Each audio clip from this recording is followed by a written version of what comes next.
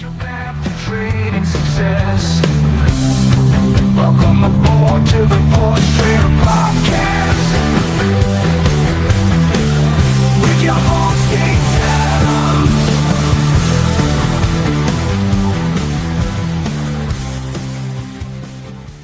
All right.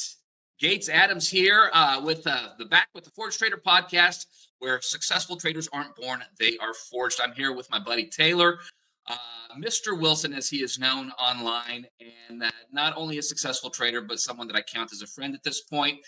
We've had an opportunity to communicate many times through the process of payout interviews. He's been on the Trader Bacon show with me, and we have just had an opportunity to continue to communicate and stay in touch since. Taylor, thanks for hanging out with me today, brother. I appreciate it, man. Absolutely. Thanks for having me. It's always good when we get to talk. I love it. I love it. And this is the pleasure of what I do. You know, I mean, everybody talks about hating Mondays, and I got to tell you, when I started, my life started being talking to traders. This is what my living is built off of. It completely changed the way that I look at Mondays. I love trading, so I'm looking forward to getting back into the charts. I love talking to traders and having trader conversations. They did definitely start off pretty rough. Anybody who happened to catch some of the early episodes of the Trader Bacon show may have seen that live. But it really is not just fun and satisfying for me, but this process, these conversations have kept me in the game, because everybody who's traded knows that, look, there's highs and lows, but the lows can be absolutely painfully devastating. And Oh, yeah. talking to traders, seeing, oh man, it took me 3 years, it took me 5 years, it took me this, I went through this, I made $100,000 and I got cocky and I went off and blew 300,000, right? You know, we've all either heard these stories, lived these stories, and this is why I've taken this a step further and brought this format into the podcast, because it's not just for me. I mean, at this point, I still get so much out of it, but people who listen to the podcast, I'm hoping that they get out of it what I did, which is just that perseverance and the ability to keep going when, well, let's face it, things are going to get tough. No, So, it's inevitable. you, on the other hand, you've never had a tough day trading, have you? Never. It's like green pastures. I wish. No, yeah, we all have that those days we don't want to talk about, or that experience, or that education curve we had to I guess get through. And unfortunately, mine was probably no easier than anyone else's. But it's part of it. It is, and I think that setting that level of expectation is invaluable. I think, excuse me, I'm probably not even going to edit that out. I think that it's so easy for people when they first get in the mindset of trading that, hey, I know somebody who went on YouTube, who learned a strategy, who figured it out, who changed his life, he's making money. And what they don't hear is the other side of the story. You know, the work that it took to get there. I mean, I've had people tell me they've locked themselves into their room for 12 to 16 hours a day watching videos and looking at charts. Now, I don't condone that type of approach personally, because I think that there has to be a certain level of balance in life. But there does have to be an understanding that it's going to take work. It's going to take time. It's going to take energy, and it's going to take really getting down to that last nerve and fighting through it. But let's talk a little bit about kind of how you got into it, because you don't come from a finance background, and you know, trading wasn't necessarily like that first go-to for you when you were a kid, right? How did you actually get No. into trading? So I know we talked about it in the Trader Bacon show, but I'll jump in again. I have always been a kind of hands-on person, adrenaline junkie. I can't sit still. I'm always looking for something to do. I opened an automotive accessory shop when I was in high school, and all the way up until whenever the AMC GameStop pop happened. That's what I did, like 12 to 14 hours a day, 6 days a week. Between that, and I'm a full-time firefighter for about 10 years now. That was my life. When the GameStop AMC pop happened, like everybody else, we all kind of flooded to Reddit to see what was going on with going to the moon, getting attendees, blah, blah, blah. And I was not a part of GameStop, but I did jump on the AMC wagon. First time ever dealing with the stock market. I dumped about $22,000 into AMC calls. They expired worthless. I didn't know anything about um, options. Lost the whole thing. Didn't get a penny out of it. So naturally, I doubled down. I went in with another 15 and some change, $15,700. That's what I had in my savings account. $11 call options on AMC, and it hit 72. And in 5 days, I went from $15,700 to $218,900 something dollars in 5 days. I didn't sell at the top. I sold it around 180, 180,000. Converted it all over to TD Ameritrade. Now I'm Warren Buffett. I know everything about the stock market, like everybody probably did. When I switched over to TD Ameritrade, they told me that they give you 3 times your account balance in Oh, daily trading capital. So I mhm, woke up the next day with $640,000 in trading capital mhm. and quickly learned that I don't know anything. I don't know anything. I was losing $6 to $7,000 a day of my money, Mhm. um, gambling, Yeah. 100% gambling. And it took about 6 months for me to realize I needed to stop. I think I had $80,000 left of the hundred and something. Right. And I stopped, started, getting online and talking to people, and I started finding out about penny stocks, momentum day trading, Mhm. options trading, um, all this stuff, and I went through all of it. I spent the time, I lost the money, I got the education that we all call it, the expensive education. And then I fell down the rabbit hole of online education and online courses, and I found out that there are a lot of people that don't actually know what they're doing, but they can sell you a pretty package. You know what I Sure. mean?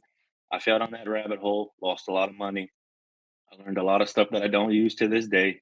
I probably learned every different technique there is to trading in the stock market, and it's easy for me to say now that I'm glad I did all that because I have this huge tool belt that I can use for what works for me. When I got into futures trading, I heard about Apex and their amazing opportunity that they give everybody to leverage these accounts, multiple accounts, and become profitable, making microscopic daily profits. I thought it was too good to be true. I honestly thought it was a scam.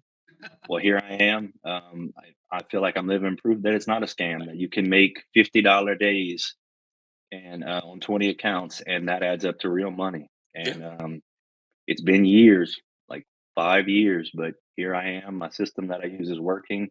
I finally learned to get out of my own way. That's awesome. Oh, and it's a relief.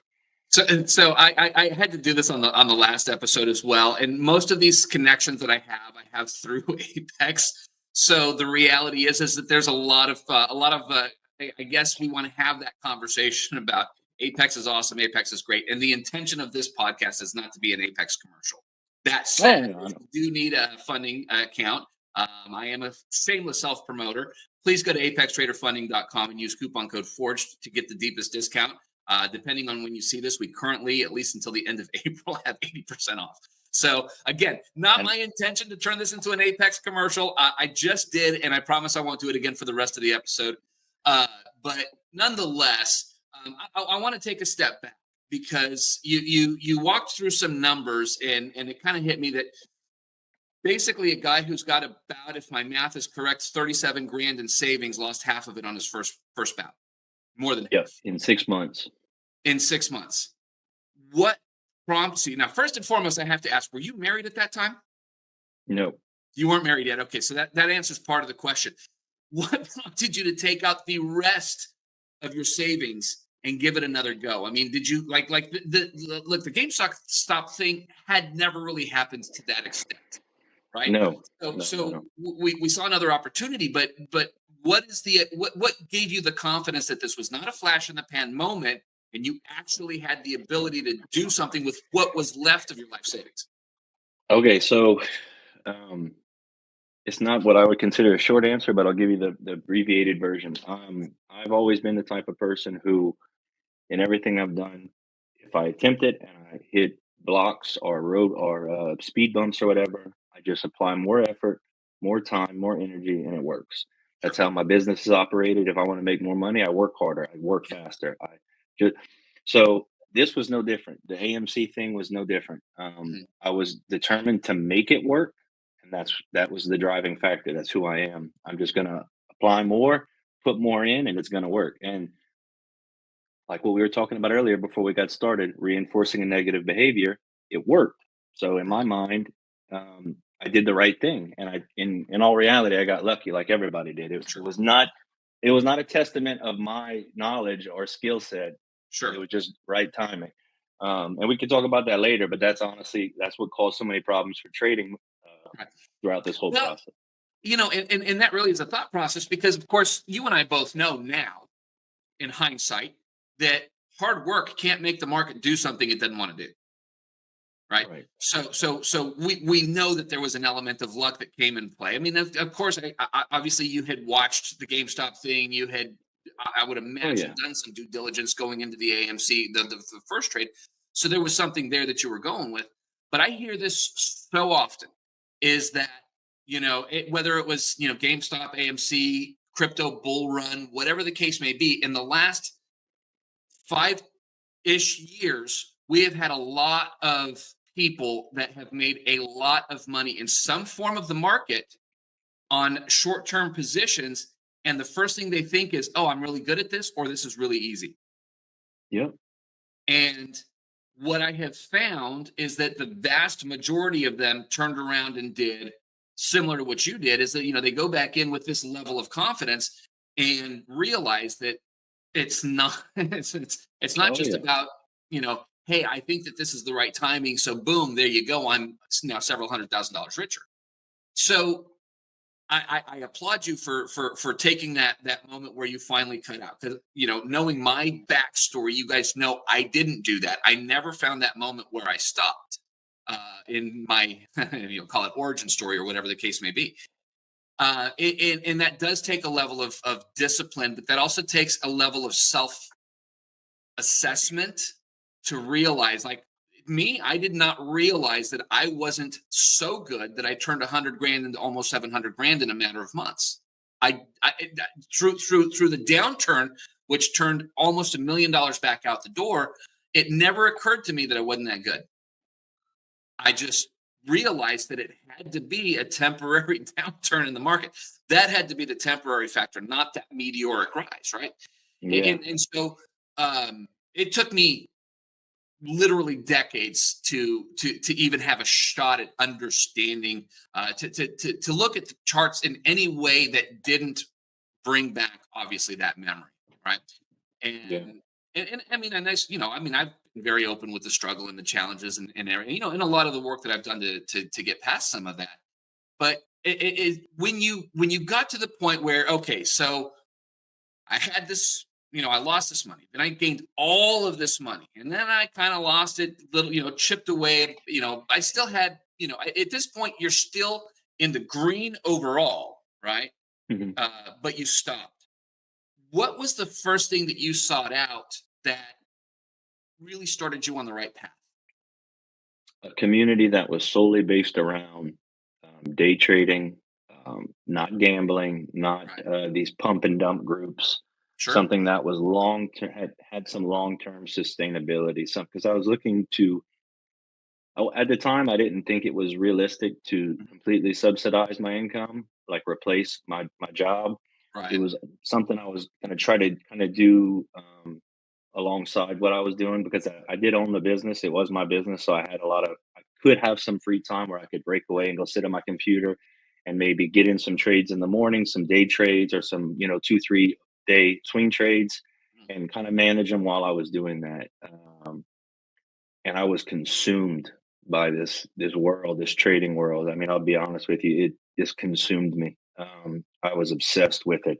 It Mhm. was like it's a different type of adrenaline than I was used to. I'm not a gambler. I don't like gambling. Um, I don't buy lottery tickets. I don't do scratch offs. I don't do horse races. It's not. I don't. It's just not for me. I feel like I'm burning. This felt like something I could control a little bit better. When I do the research online, a casino, the house always has the advantage. Well, in With one trading, exception. yeah, well, yeah. But with in trading, you actually can have the advantage if you approach it correctly, Of course. and that concept was just crazy to me. And then when I you pair that with the amount of money that people are making in a day or in a week or in a month, I'm like, I'm getting goosebumps talking about it because it's like I had this moment of realization where I was like, this is what I want to do. Like I still love still love working on vehicles. I love customizing vehicles. I love working on cars. But this can actually lead to me being able to do that as a hobby, Right. like, and give me more time with my family and more time at home and all the things that we want to do. And that's what I'm getting goosebumps, like I said, because it's such an exciting feeling. I'm sure you know what I mean. Oh, 100%. And that's the thing, I think, look, there's just some of us, and I can say this from the standpoint of, I don't know, I've been running around with a number. I've probably interviewed well over 300 traders at this point. And you hear so many different stories and so many different ways of telling a story. And I think this is really where I'm at right now. Some of us, we love trading. We love the charts. There is this draw to us that we can't necessarily explain. And it's not about the money, and it's not about winning, and it's certainly not about gambling. Hmm. While all of those things are a component, there is just something about that free market opportunity to really write your own ticket. Um, I had a moment, gosh, I don't know, 6 or 8 months ago, and I won't go into the gory details, but I discovered, unbeknownst to me, that part of my living situation I did not have complete control over. And I was sort of at the mercy of somebody else. And I was not in a position to take myself out of that situation. And at that point, my income came from my work doing the interviews for Apex, as being an affiliate for Apex, a couple little things I had, sideline. But I didn't have anything that, like, if Apex decided to go away for whatever reason, I was starting again from ground zero. And this was one of those moments where I kind of hit a big jump in my growth as a trader, because the one thing that I was seeking was autonomy. I didn't want to be at the mercy of anybody, whether it be a company, whether it be a landowner, whether it be uh, you Hmm. know uh, family, whatever. None of that. Like, I wanted to have complete and absolute autonomy, and that required financial stability that was beyond the scope of a company, right? So as I had been going through my processes and my development as a trader, it did occur to me that trading was the best opportunity that I had to do that. But I also knew that it was not going to shift overnight just because I wanted it really, really bad, you know. Hmm. But that desire, that deep-seated why, um, really pushed me to take some bigger steps, and in real honesty, invest quite a bit of money into my development as a trader. And as counterproductive as that seems, I'm wanting financial stability, and I'm putting in almost five figures uh, into moving myself forward. The fact is that I would never take that back, because it was based on what I consider the right reasons. It wasn't just about making more money. It wasn't just about, winning and beating the market, or, convincing my 24-year-old self that I could actually do this. This was about building a life of stability for my wife, for my kids, that we all have the Hmm. opportunities where we're not at somebody else's beck and call in any way, shape, or form. And that may sound, I don't know, maybe antisocial to some people, but this is something that, for a variety of reasons, was important to me. And finding out that I was in a situation that I didn't have as much control over as I thought really put that into perspective. And so I think that for a lot of us, that's where a lot of that drive comes from, where a lot of that love of the markets, because the opportunity is unlike anything else. Now, the fact is Oh the no. opportunity does come with it's a double-edged sword. I talked about on last week's episode, I had my just horrific day. I lost 3 grand across 9 accounts, so almost 30 grand in one day, because I couldn't control my emotional response to taking a loss. Yeah. And so the double-edged sword is there. I'm coming back out of it. I did request another payout since then. So it wasn't, it wasn't the end of the road. It wasn't even the end of the road for my accounts, as it had been in the past. But it was a great reminder that if I really want that why to, to really come to the fruition, that autonomy, I have to stop with the types of behaviors that are pushing me back. You know, Right. Now, at this point for you, you've continued to grow, you've continued to develop, you've put in the work, you came to a community. I think that that community is incredibly, incredibly important. Um, by having the opportunity, I've had to talk to traders like you and some of the other guys that I've had on the podcast and on the show. These are people that I share my personal cell phone with. When you're public like this, you don't do that with everybody. Yeah. Oh no, Um, you can't. you can't. But what that has done is that has created my own community. So I may not be on the Discord with 100 people or even 10 people or whatever the case may be. But what I do is I have guys and in my arsenal that I can just go to and say, "Hey man, how's everything going?" And then we can have a conversation about trading. And you know, not everybody trades the same way that I do. Not everybody trades the same thing that I do. But having that opportunity to just not be so lonely. I've often made the joke that traders often have more monitors than they have friends that they can talk to about trading. Uh, That's that used to probably be true. me, you know. But now being able to say, throw out a text, say, Taylor, what's going on? But I had a rough day today. How did your day go? And then we can kind of initiate a conversation, and it makes you feel a lot better. So you talk about that Absolutely. community. What does that community look like and developed like for you since that day?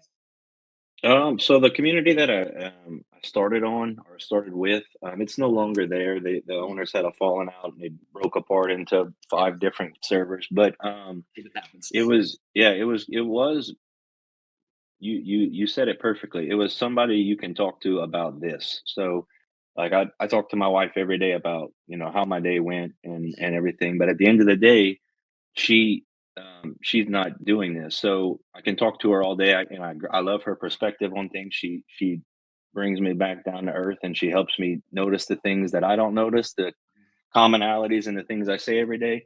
But having a good trading community, a group of guys that I can talk to, and I have 2 guys in particular, like specifically that I talk to every single day.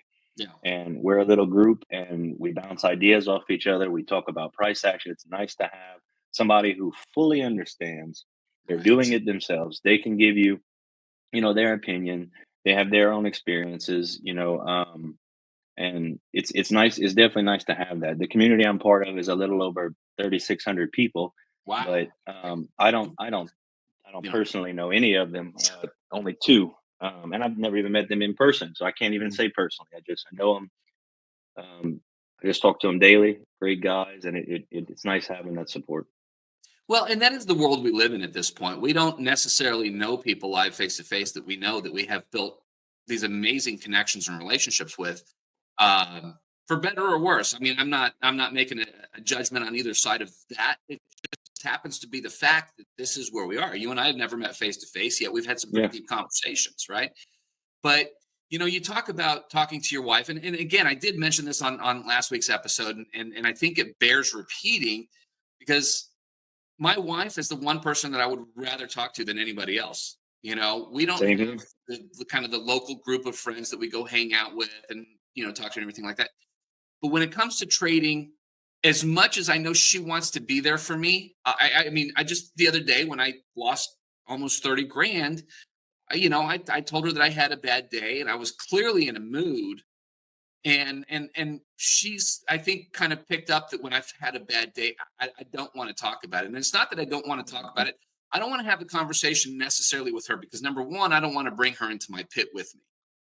But number Mhm. two, she just doesn't have that context or frame of reference. Whereas if I have a conversation with one of my trading buddies, who's been through the emotional, the conversation doesn't turn into trying to fix it. God, I feel like like the stereotypical. It's not the nail. I don't know if you've seen the video. It's not the nail woman.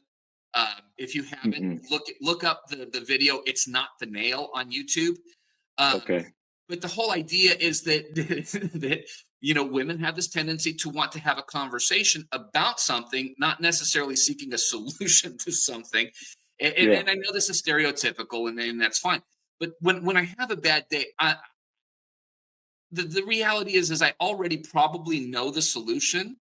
And while Hmm. my wife wants to be supportive and help and really sort of help me work through it or whatever, that's not what I want.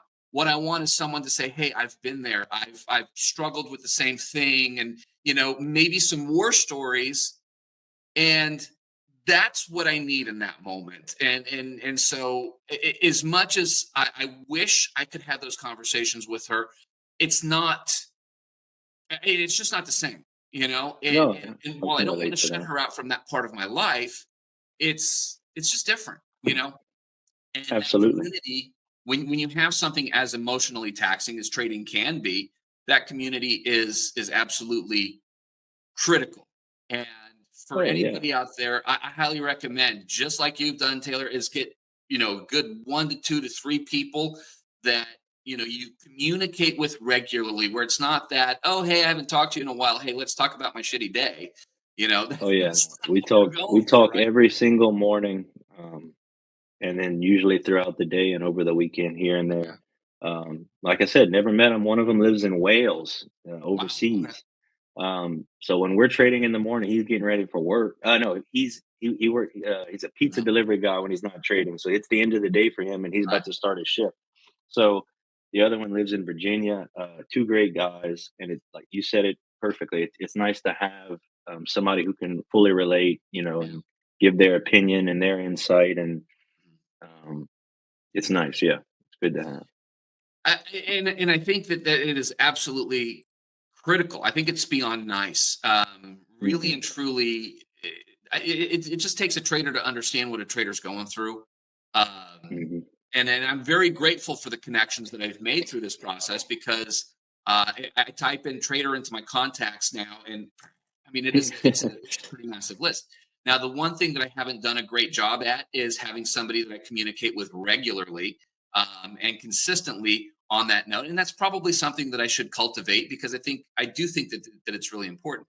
And I have a curiosity about these two guys that you speak with regularly. Do they trade the same strategy that you do, or does that even matter? No, we trade similarly. I stream pretty much every morning, 5 days a week. I live stream what I'm doing. I trade, and these two guys are I've been with them for the last probably year and a half or so, and we don't trade identical. We use slightly different systems, um, but we kind of trade in tandem, if that makes any sense. Like we might be entering at different levels, we might be trading for the same pivot points or whatever, but we have different entry criterias. Um, we have our own ways of looking at it, like everybody does. We have a tendency of trading off of our guts. I know we all do that, and our guts could tell us different things at different times, but we're usually on par with one At the very least, you're kind of looking for the same things, the Absolutely. same So, like, sort of whenever movement. we're talking about something similar, it adds confluence in my mind. Sure. I hold both of them in high regard. Their opinions are important to me. Sean and Matt, great guys. I'm sure they're going to end up watching this. Yeah, I So, hope so. oh yeah, great guys. I love it, man. So, at this point, you've transitioned. Now, I know you're still a full-time firefighter, and I do want to throw out, hey, thank you for your service. I know that takes a special person, especially when we know that it's really not about the money. Um, Yeah. it's I don't know, not something I ever toyed with the idea of, but I've known quite a few firefighters, and it's definitely a special breed, and I'm very appreciative for the type of work that you do, life-saving work and beyond. Um, so, what does the future look like for you as you continue to grow and develop as a trader? I mean, are you at some point, are you going to, or maybe you already are? Do you trade your own funds, or are you still primarily a funded trader? At this moment, I'm not trading any of my personal funds. I'm trading it exclusively with Apex. I like the potential for what I'm doing to continue, and hopefully, I can kind of gradually scale it up. Um, Gradual being the key word there. I'm not trying to Right. do anything quickly. I want to make it a slow transition because I'm sure trading on bigger accounts, and me scaling up would be the equivalent of having bigger accounts. There's a Right. psychological shift, seeing those bigger numbers. So right now, I'm looking for small $50 to $100 days. On 20 accounts, that's 1 to 2 grand. That's all I need. Whenever you could be trading the exact same trades, but you're looking for $200 to $300 days, there's a psychological shift. Of course. People say that it's not any different. I call BS on that. I'm not trying to say anybody's lying, but I'm saying from my experience, the exact same trade, but watching the P&L double or triple, there's a shift that Massive. takes place. So I don't want to do that abruptly. I want to make it a gradual Right. adjustment. I have to tell this story. It's still in the ether. It's actually on my Facebook page, but in 2023, I right on that. I guess 2023 was when I started trading. Basically, I decided that I was going to finally make this work, and I actually started streaming my trading. Uh, and I wasn't good. I had no idea what I was doing. I was following an indicator strategy. It was actually Daryl's indicator strategy that he had developed. I knew the mechanics of it, but I really didn't understand anything about the market or movement, price action, none of that. Right? I mean, it was like I was a monkey with a set of rules, which Yeah. on one end can be valuable, but on the other end, there was so many pieces of the puzzle that for me at that time were missing. I was not doing well. I was also still struggling with the psychology of, you know, having a losing day and it being okay or whatever. Um, and I had one day where I had a terrible day. And what had changed that day was I had scaled up my position size. And it was the first day, it Mhm. was in March. So if anybody's interested, you just go find me on Facebook. I think I'm the only Gates Adams, but you can see my picture on there with my wife. Um, but it's in March of 2023. I don't remember what day, but I had such a devastating day. I was like this huge ball of emotions. I mean, tears and snot running down my nose. Like I'm shaking. I'm bright red. I'm a complete mess, right? And I thought, I'm going to record my feelings at the moment for posterity's sake. I don't think anybody's ever going to watch this. I don't think I'll ever make it public, but I just want this to sort of be on the record. Now, at this point, every video I did started off with the verbal disclaimer. So it's just sort of kind of in the habit of doing so. So I pop my disclaimer up, I say my disclaimer statement, and then I go in there and I'm like, all right, here we go. So at the time, I was using a software called OBS to record and to stream. And the record button and the stream button are right next to each other. And instead of recording, I hit the stream button. Completely unintentional. I have been called out on this by people who think that I'm full of it and that I intended to stream it. I guarantee you, I 100% did not intend to stream it. And I did not realize I was streaming until it was like right at the very end. But I had this sort of just outburst breakdown on camera, live streamed. And at this point, I had been live streaming regularly. I was trying to get people to watch this. So people are showing up. I had no clue. Like I was not looking at any of the metrics. I'm just talking into a camera, crying into a camera. And I'd had this meltdown. And it was a pivotal moment for me. And I had the opportunity to immediately take it down. And I thought, God, no, for whatever it's worth, there was a reason it streamed. There's a reason it went up because if I just recorded it, I would have probably never posted it. But somewhere, somehow, somebody's going to need to see this, and it's going to put some perspective into the challenge, into the struggle, into all of the things that are a part of this process. So I left it up, and I don't know how many people have seen it. I don't know how many video views I have on it. It's on Facebook. I'm not even sure Facebook does that. But if anybody's interested, I invite you to go check it out because this is what trading can do to you. This is also what happens when you make changes to the dynamic of your trading without doing so in a responsible manner. So that was a long way of saying, yes, scale it slowly. Take those small steps, those small little, the small little leaps, because you're right. Um, Yeah. a $50 to $100 target is very different from a $200 to $300 target. And yeah, technically it's the same math, right? You Yeah. know, The same trade. it's just, 3 to 4 times the contracts or whatever the case may be. But 3 to 4 times the contracts also means 3 to 4 times the potential drawdown, uh, all of which can have an effect on what you would have done at $50 is you're not going to move your stops. You're not going to sit there and sweat out whether or not it's, you're going into drawdown or whatever the case may be. It's always fantastic when you put in a trade and it immediately runs off and hits your target. And in 30 seconds, you made several hundred Yeah. bucks. That's great. But that's not how it always goes, which No. means that every moment in between gives us a potential to fuck it all up. Absolutely.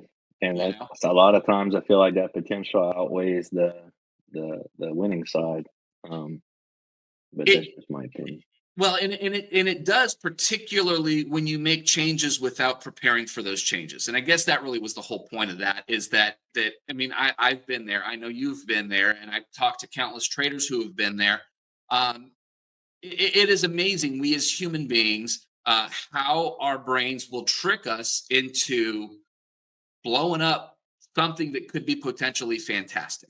And it's just Absolutely. because we live in fear, right? And fear, biologically speaking, saved our lives 100,000 years ago, Yeah. depending on how you look at the perspective of human Hmm. growth and development, right?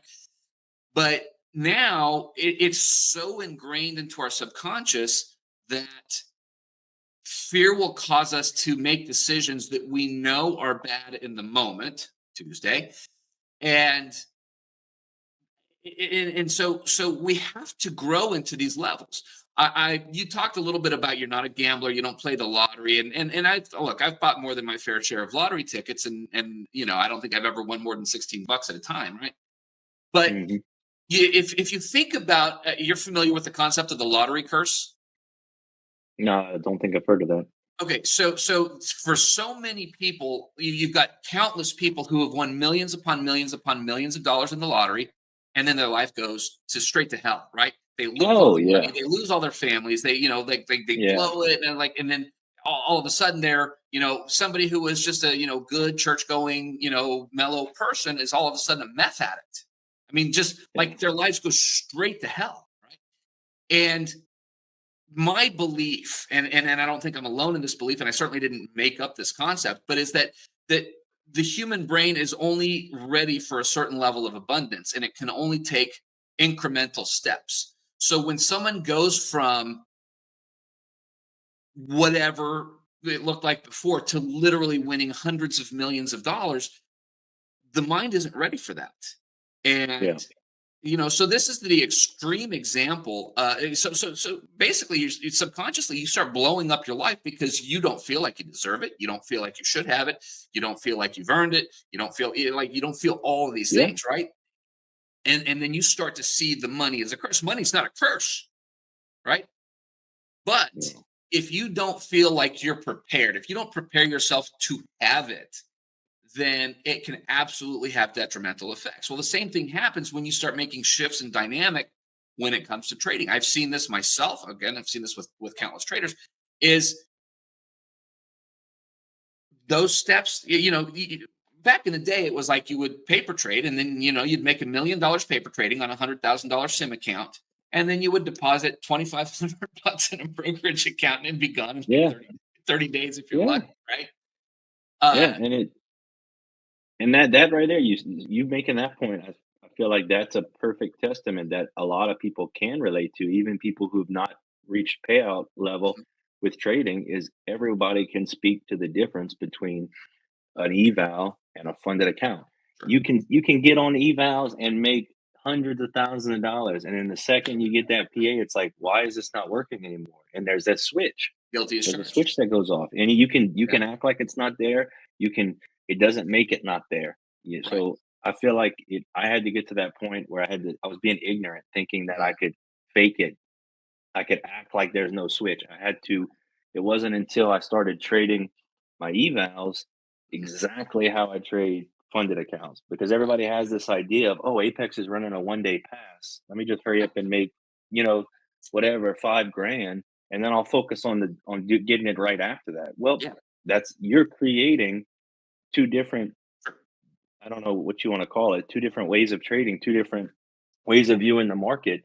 And you're giving yourself like you're putting yourself at a disadvantage, in my opinion. I wholeheartedly agree, and again, I have been guilty of that myself.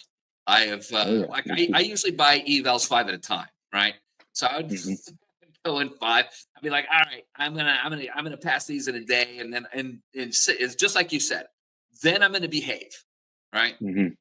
And then it doesn't work that way. And look, I'm grateful for the fact that we now have several steps, because it used to be sim, my savings, right? Now it's sim, eval, PA, then potentially my savings if I, end up going that route, right? Yeah. So those steps become now smaller, which makes them more palatable. Yeah, it's going to take some time to get through that.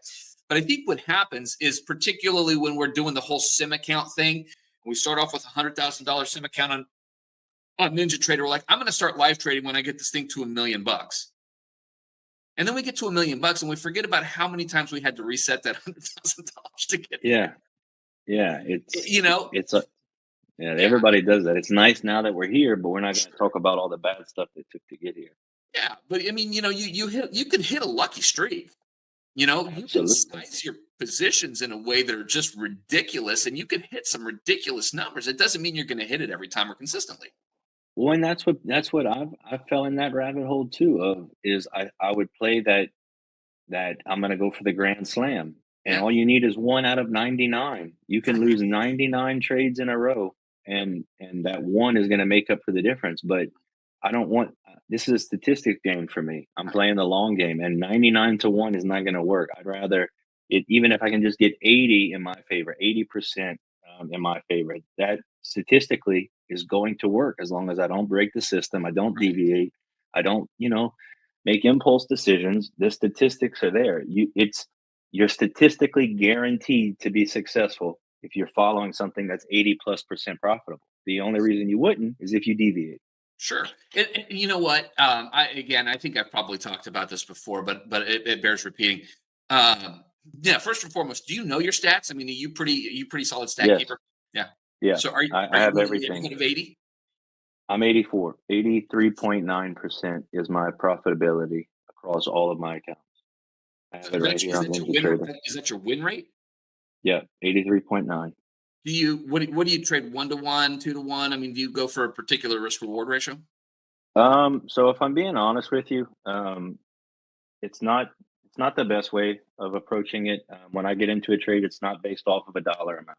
Yeah. My profit, I am aiming for a dollar amount profit.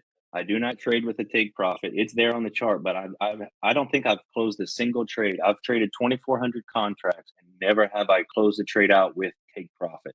Really? It's always trailing stop loss Okay. and manually trailing. So when I enter a trade, I'm aiming to make 50 to 100 or more, Yeah. but I don't want to cap my profits. Sure. Now, my stop loss is usually bigger than it should be.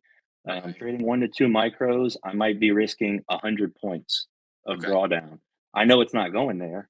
I'm Right. not going to let it go there, but I don't want to get wicked out. I don't want some news scandal to knock me out. So I have room to watch the price action truly play out, and that's what Sure. I have to do for myself because I'll let a trade down below a level and I'll let it wick below that level. And as long as it closes above and it holds above, I'm not going to close that trade.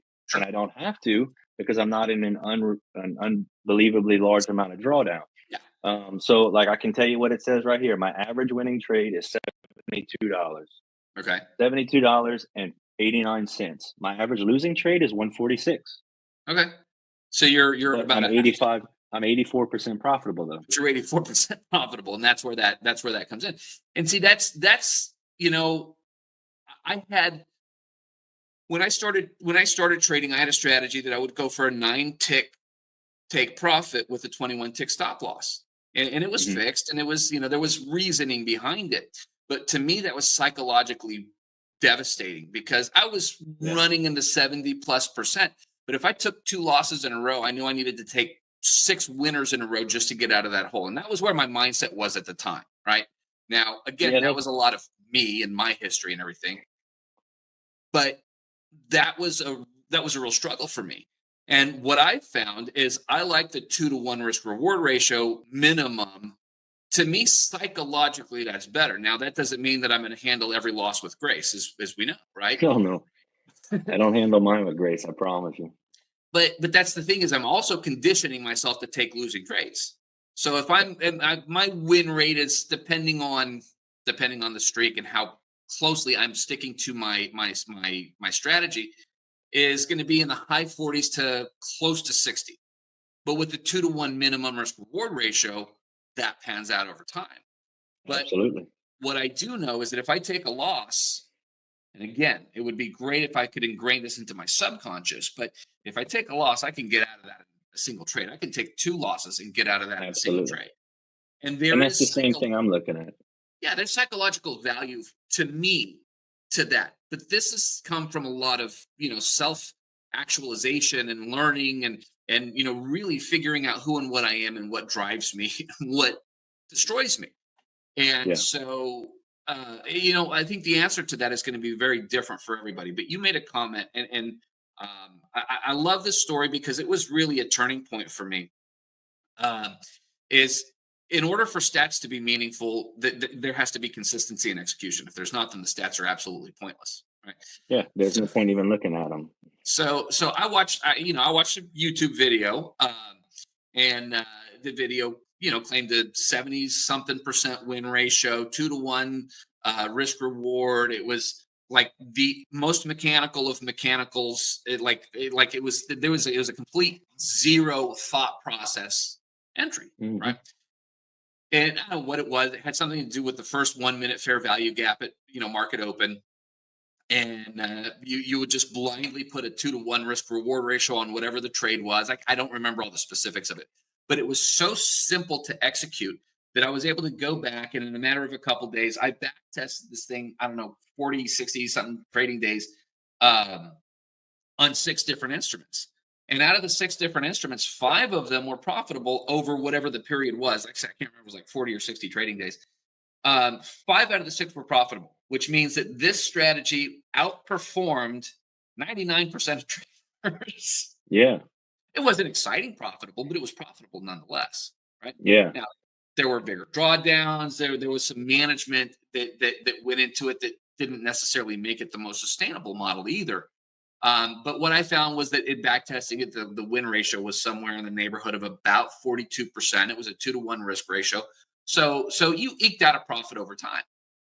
Yeah. But the one thing that this strategy had that I was able to pull from it, because I don't trade that obviously, was the fact that I could back test this and get these meaningful stats because I was able to enter and execute the exact same way every single time. Now, the reality finally set in to where there's no such thing as truly mechanical uh, No. trading. There's just not. I'm No. sorry, but human emotion will come into play, and you have to allow for that, and you have to develop that skill in order to be, I think, long-term successful. I But agree. enough call it maybe 80-20, like 80% mechanical, 20% discretionary, to me, I think is a comfortable place where I can use what I've learned to make different decisions. If that means staying out of a trade instead of entering based on my signal, or Yeah. I'm not going to be the guy that sizes up just because it happens to be a quote unquote A plus or whatever the case may be. That's just not the way I trade. But um, the importance to that to me was how valuable that consistency was, because honestly this strategy had no logic behind. I mean, I take that back. It probably had some logic behind it, Yeah. but it really had I mean, like, there was no skill or advantage in this other than it was 100% consistent. Yeah. And by doing that, to outperform the vast majority of traders, we know what, maybe less than 10% of traders, in the current moment, are consistently profitable. Yeah. Now, that's not a discouragement, because I think the solution to that is time. And to me, that's what prop firms have created, is the fact that we can do this for years without basically blowing our life savings over and over again. And like, for a couple $100 a month, you can buy an evaluation, do a Yeah. couple of Oh resets a yeah. month forever, right? Literally, like, if you if Yeah. you have a job and make a living, you can do this forever. It's not a big nut, right? But that that consistency is really that's part of that developmental process. Can you get to a maybe an 80-20 mechanical versus discretionary, and put that to where you're consistently in your favor? I think that's, to me, that's what I consider to be like the perfect formula. And if I can Right. take out the bad habits in that discretionary portion of it, then you know, all the better. But I this is like just that. a numbers game. Yeah, and that's all I can honestly attribute this to. So, and it the reason it took me so long to get to this point was, like I said, I fell down that rabbit hole of Mhm. every different educational course online I could take, Yeah. Everybody who was selling a class, everybody who was doing this, I was buying it. And I Yeah. sunk a lot of money into education. And now I know that it was a good thing because I have this enormous war chest of things that I can apply to my charts or Right. keep in the back of my mind or use as confluence. And I mean, I know we talked about it when the Trader Bacon show, but I don't trade based off of indicators. I don't trade based off of strategies. I trade based off of price action. Mhm. Yes, obviously, I'm not going to say I don't have indicators. Everybody has indicators. Right. I use fair value cap indicators differently than they're taught by ICT, which I know you've heard that a million times. Right. Um, I look for major levels of liquidity. I'm trading. I use EMAs and SMAs as confluence, but that's the bulk of it. I read clean price action. I don't want someone to tell me when to enter. I look for multi-time frame continuity. I have the 30-second, the 2-minute, the 5-minute, 15-minute, 30-minute, hourly, 4 hourly, and daily right here in front of me. And when I can find something that lines up across 2 to 3 to 4 time frames, it's golden. And when That's a it, lot of monitors. yeah, oh yeah, I have 9 monitors right here. Nice. So I need this is I know some people say that you don't actually need that. No, I don't actually need this, but the But way I trade, this works for me. Everything is ready. I don't have to look for it. And especially when I'm streaming, like I have people that ask me, like, what levels are we looking for today? I like to be able to reference them quickly. Trading is quick. We all know that. You can be in and out of a trade, like you said earlier, 30 seconds sometimes. I don't yeah. have time to start digging around and looking for stuff. I like to have it in front of me. And my wife's actually the one who made me kind of come to that realization. She'd always hear me when I'd vent about, my day or talk about the wins or talk about the losses. She was like, well, you always say that, you wish you wouldn't have gone in heavier. You wish you would have gone in small position size. You weren't able to put your stop loss where you wanted it. Why don't you do that? And it's like, we all do it. It's like, yeah, I know. You're telling me something I know. But it wasn't until like she said it enough times. And like I said, my wife's the one who made me come to that realization. She kept saying it like, you're always saying this, you're always saying this. This is what you need to do. And I did it. And that's why this is working. Result. And I give her the credit for that because I kept saying it and I preach it to everybody. I talk to all these people. I do classes with people and I preach it to them. I drill it into their head. I get on that soapbox, this soapbox that's this tall, and I'm standing Right. up there screaming at them, and I don't practice it myself. And now that I am, that is the only thing I can say that is what's making this work. Yep. 100%. Because, like I said, I don't like saying, okay, um, my stop loss can only be here because I can't lose more than that. Okay, well, Right. if that's the case, then my position size is too big. Because if the trade is still valid down at that level, then your stop loss shouldn't be there. Where does Right. the trade become invalid? If I'm looking for longs, at what level below us does the trade idea no longer make sense? Right. Here, okay, well then my stop loss should be there, if not a little bit lower to give some cushion. And if you can't do that, you're over leveraged. That's my opinion. And it I wasn't until I wholeheartedly did agree. that. Yeah, it wasn't It, until I followed that. well, and that's I think the crux of where that concept of scaling becomes a problem because a Yeah. lot of times it's not so much whether or not the trade can handle the drawdown, it's whether or not the trader can handle the drawdown. And Yeah. if you can't see that number hit whatever level that is, size down. I mean, Exactly. there are micros available for a reason. Now, I will tell you, micros, even a single micro on NQ the last few weeks, you got some massive, massive 1 minute candles, Oh my which god, has yeah. led to some pretty outrageous stop losses on some of my trades. And again, I've had to really consider whether or not I should take this trade because whether or not I'm comfortable with that stop loss based on where I am in my head. And Mhm. look, it's a constant process of self evaluation and self assessment. Absolutely. You know, Every single um, day. you can't guess what you're going to be able to handle in the moment. You have to prove it to yourself through small incremental change. Through the bad experiences. Those Yeah, are the ones of that's course. that stick with you the most, in my And opinion. so as much as I can complain and bitch about losing 3 grand per account on 9 accounts just a few days ago, it was a massive learning moment for me. And some of Mhm. the most valuable lessons really come from those worst moments. And I know for me, I've done a lot of like just reading and learning on human psychology, particularly the human subconscious and how it affects the way that we do things. Mhm. And The subconscious mind does not like big change. Status Yeah. quo is always preferable to the subconscious mind, and the subconscious mind drives what, something like 80 to 90% of our decisions. Yeah. So until we can sort of make that mini shift along the way to where the subconscious isn't fighting change, we're fighting against ourselves. We're fighting against biology. And Absolutely. so it's one of those things that the way that we change things, the way that we adjust things is as important as realizing that we need to do so. Hmm. I agree So completely. awesome. So if someone wants to watch you stream, where do they find you? Um, on Discord, I'm actually in two Discords at the moment. So the easiest thing somebody could do if they're interested is my username that I have right here. That's my exact username on Discord. Send me a friend request. All right. So that's That's Mr. how it's Wilson with a spelled, one and a with zero, a right? one and a zero, and Yeah. I'm the 000. I have a legacy tag. I'm the first one with that name. So all you have to do is type it in, and it'll bring you to me, and shoot me a message, and we'll talk about what you're looking to do, and I'll point you in the right direction. But 5 days a week I do stream. Usually get on around 7 o'clock Central, and I'm usually done by about 9:30. I don't believe in staying on past that. That's what works for me. So two and a half, maybe 3 hours. Yeah. If it's beyond that, you can hear it in my voice. I'm getting mad. Yeah, I don't and like that's being on one the computer. that's one of those lessons that I'm trying to get better at. Is Yeah. stopping when the clock says stop, more so than when where I want to be at the end of the day says stop. Yeah, and that was another huge thing for me was is I talked about it earlier. You used to seeing people putting up 5 grand on an account.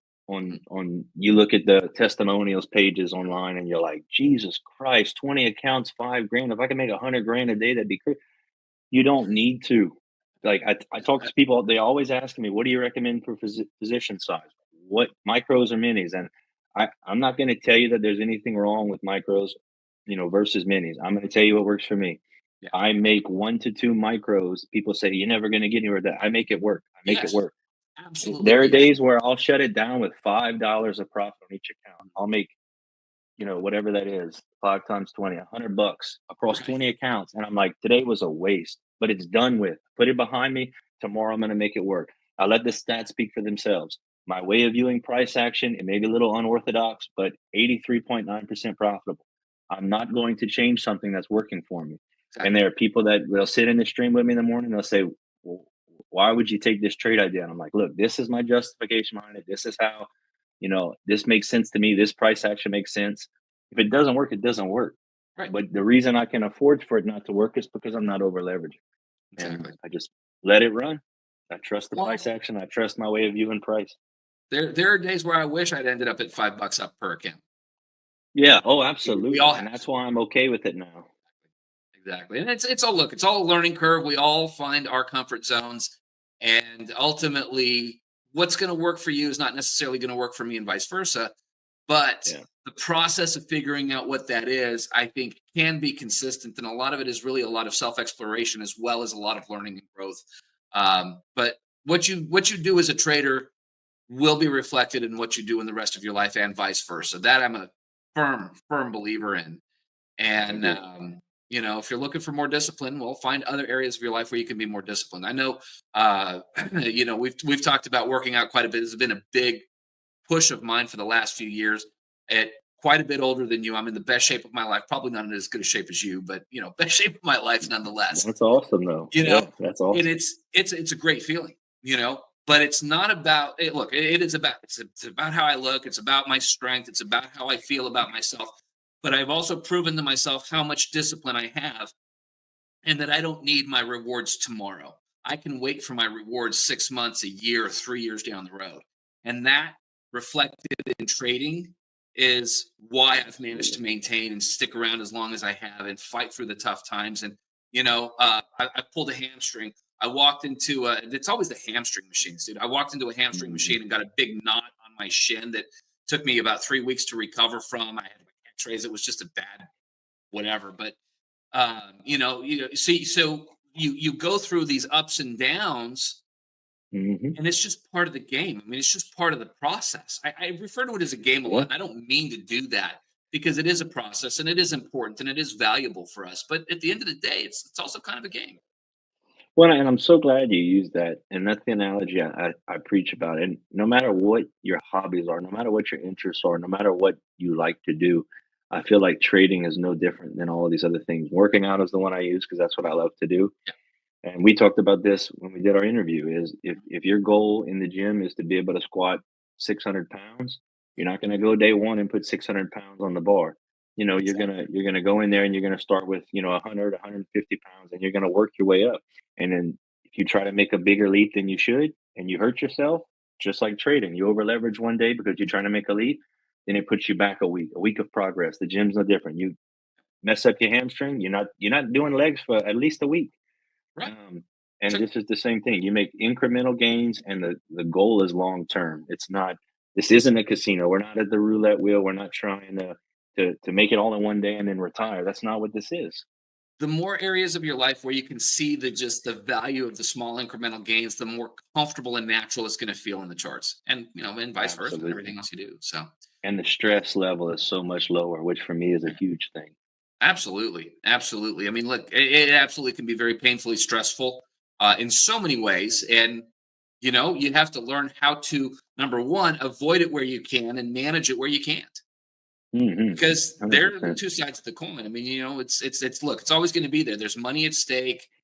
In some cases, a lot of money at stake, and um, whether that be gains or losses, but that creates that stress reaction, and too much of that will pull you out of it, and I you're going to agree. struggle. So there's a lot of ways to manage and mitigate that, and avoid it. So for you, figure out what that is, and work towards that. I know I've Definitely. learned a lot about myself in the last couple of years, especially this last 14 or so months, where I really have made the push. Um, and I can say every area of my life is better because of it. So Well, and then I'm glad you said it like that. This has been a huge, humbling experience for me, a learning experience for me about who I am. I've had to, and talked about this earlier, and I said how I'll talk about it later. And it's one of the things I struggle with the most. My way of approaching every situation is apply more force. yeah, That's what they teach us at the fire department. You can't sure, get the door open, you try harder and it's going to open. That's what I've done with everything. For my business, I applied more effort, more time, more energy, go faster, and I make more money. Trading is the polar opposite. You can overtrade, you can overwork yourself, you can spend too much time looking at the charts, you can get tunnel vision. And it was a very difficult thing for me to come to grips with, that I can't outwork this. You can. I'm not going to say you can't, but it's a different way. all right, Um, I can overdo it with this, and I had to find that middle ground where I'm putting in the most effort I can, but I'm not overdoing it. I'm not right, being ignorant to the fact that I do need to have a stopping point. for sure, for sure. Well, listen, man, this has been absolutely fantastic. I could absolutely do this all day long, as you know. Oh We've yeah, gotten into some lengthy conversations for sure, but for the sake of listeners' ears, we're going to go ahead and wrap this up, man. I can't thank you enough for taking the time to just hang out with me, share some of your insights, some of your stories, the highs and lows, because I know for me, this is always what's been able to keep me in, is hearing from other traders to know that I'm not alone, because it's just so easy to hmm feel alone in this world as a definitely. trader. So And thanks again, for I sharing. appreciate the opportunity, Gates. It's always Yeah. fun. Always a blast. I wish you the best, and for sure we'll keep in touch and continue to develop ourselves, as well as be there for each other, man. I appreciate your time. Definitely, you too, buddy. I appreciate it. All right, brother. Take care. We'll talk to you soon. All right, bye. Hey, thanks for joining us on today's episode of the Forge Trader Podcast. It really means so much to me that you're here, and hopefully you're enjoying my journey as well as some of my buddies. And I look forward to bringing more of that to you. If you want more Forge Trader in your life, I encourage you to go to theforgedtrader.com/join. I will be doing announcements on any content that's coming out. I will be doing some special member-only live Q&A sessions, not just with me, but hopefully in the future with some of my guests as well. And this will be exclusive to anybody who is a member. This is completely free to join. Just pop in your name and email address. I won't abuse it. This is just my way of keeping in touch with you guys. As always, I encourage you to connect with me on social at The Forged Trader at pretty much all of them, whether it's Facebook, Instagram, X, YouTube, all the goods. We'll be possibly putting up a TikTok, so keep an eye out for that as well. And of course, if you need funding for your futures day trading, make sure to go to apextraderfunding.com and use coupon code FORGED at checkout to get the best prices available at any given time. No matter what sale is going on, you'll get the best price available anywhere. Use coupon code FORGED, and you can get the link in the description. And I can't wait to see you guys on the next episode.